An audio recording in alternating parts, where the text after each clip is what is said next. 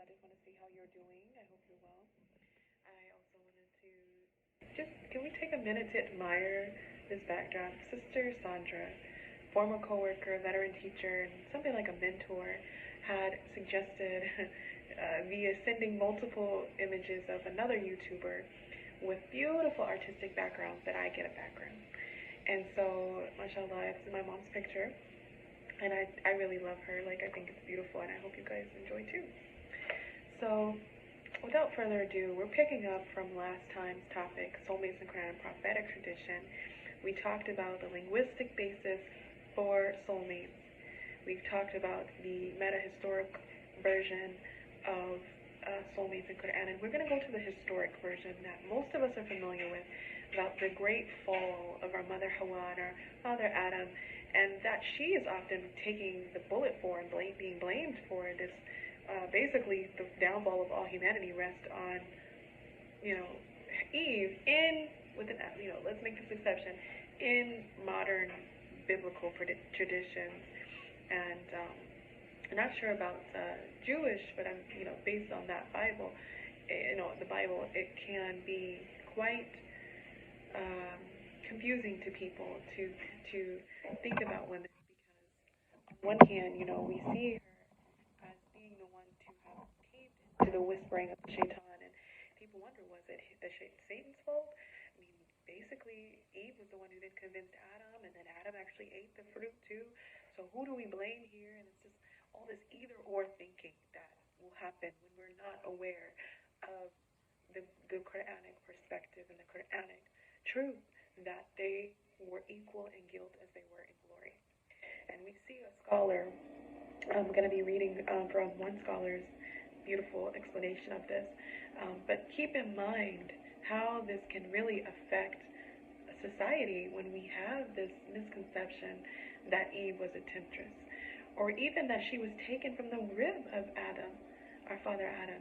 This is the first soulmate pair. This is our prototype. This is our model. These are the first humans. So it's a big difference when we can have that mindset shift to understanding who was truly to blame for the fall. Okay? So Lagai Eaton tells us they, quote, fell together, equal in guilt as they had been equal in glory. Eve was no temptress so far as the Islamic tradition is concerned. And although they were exiled, as were all who lie upon this earth, they were promised by him who is named the ever-forgiving, the effacer of sins, that their posterity would never be left without guidance through the dark alleyways of the world. This guidance, per Islam, culminated and was completed in the coming of Muhammad, who, as it were, closes the circle. Now, this perspective really justifies this concept that we already know.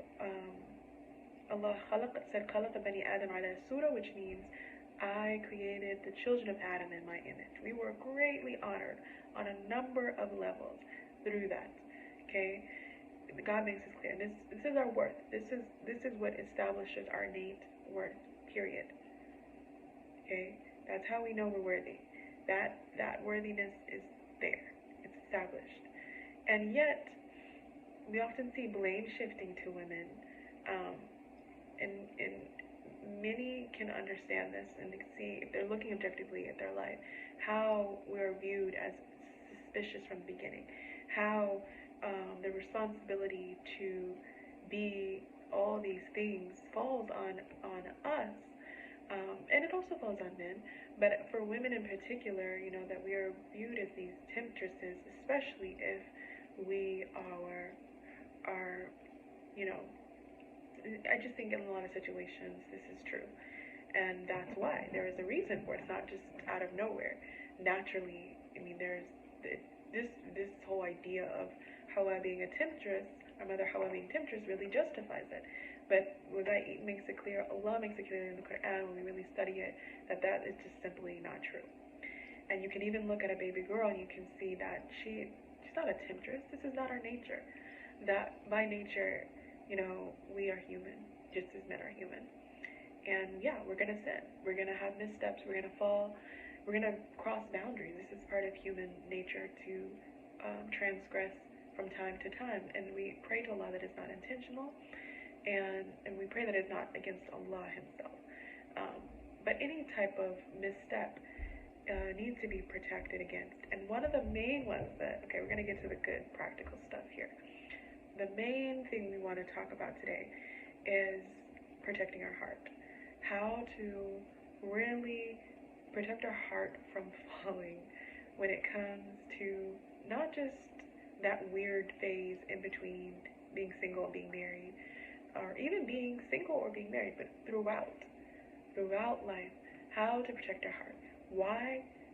Because Allah also tells us, إِذَا صَلَحَتْ جَسَدُ كُلُّ وَإِذَا فَسَدَتْ جَسَدُ كُلُّ, referring to the أَلَا وَهِيَ الْقَلْبِ, referring to the heart.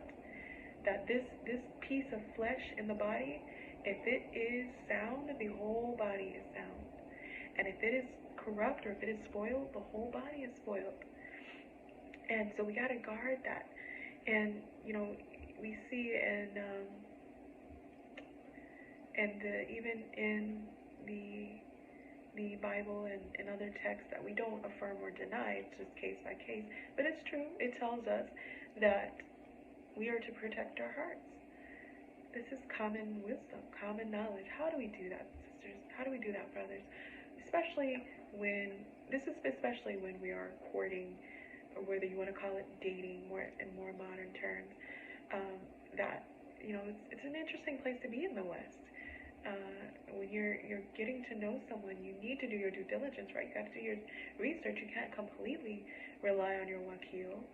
That there is a role that you play in deciding who you are going to have, inshallah, loving spiritual life partnership with. How do you do it? One thing that I will share that is probably more halal than not is what is known as a lineup. Also rotation. I don't really call it rotation. I think a roster is the best way to put it. And it's a life changer. I've only been doing it for a year, and it's definitely a life changer. Why? Because, brothers and sisters, we are not to get attached to any but Allah. You're not to fall for any but Allah.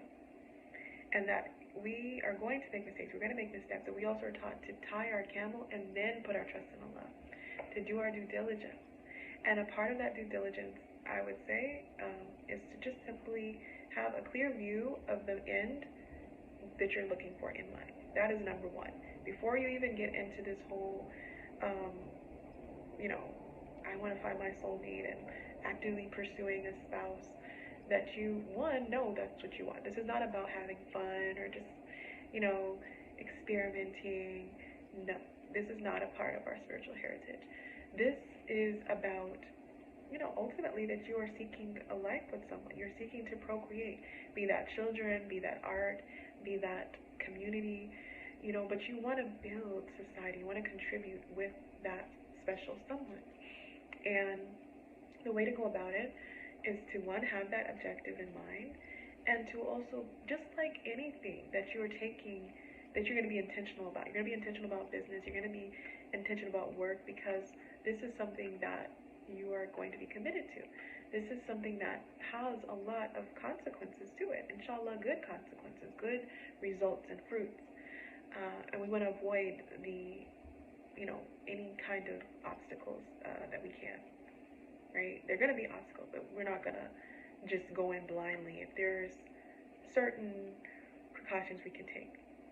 And so that lineup or that roster is that also to also have a clear idea of who is available to you, who is interested in you, before you even entertain the first person.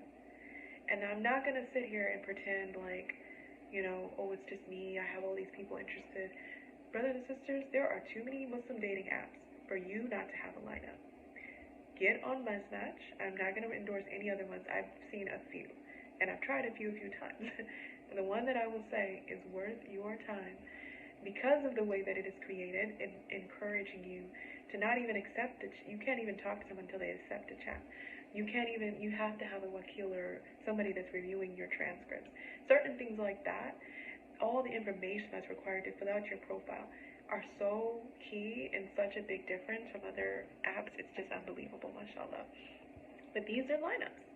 that when you like that first person, that when you entertain or view that first profile, you can even have like a favorites list.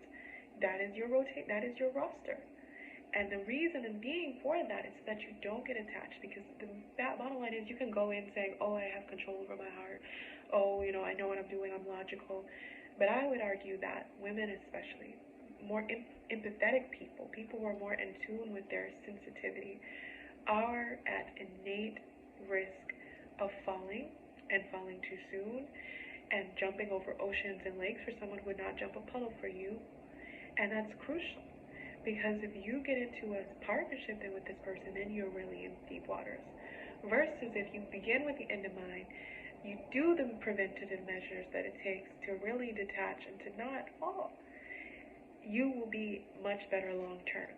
Because it sets the tone then, right? This is the beauty of that, is when you have this mindset, this certain posture going in, once you are in, there will be more value, more respect, more worth that you will have for yourself, and vice versa, they will have for you.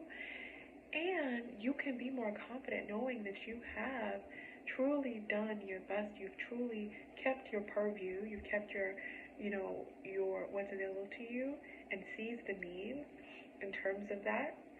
This is your livelihood. This is your life. I'm saying this is what is going to be your day-to-day experience with this other individual.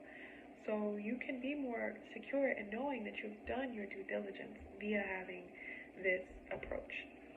And last but not least, it's somewhat escaping me. I think that was it as far as what we were discussing. Oh, the last thing is, even once you're married, the last beauty of that whole roster concept is that you still do not need to fall.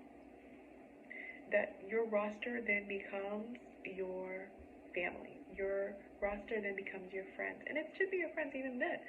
But I'm saying that you do not need to place all your heart and soul and attention on one thing, especially not a soulmate. That Allah is the ultimate focus throughout this, inshallah. That's ideal. But when we have family and friends, it also helps to offset that whole temptation that one gender in particular is taught to have and center their life around, that is falling in love. Falling in love. Okay, we're not about that. That's not, nowhere in the Quran is there anything about falling in love or about, no, just no. Mashallah. So I hope this is helpful.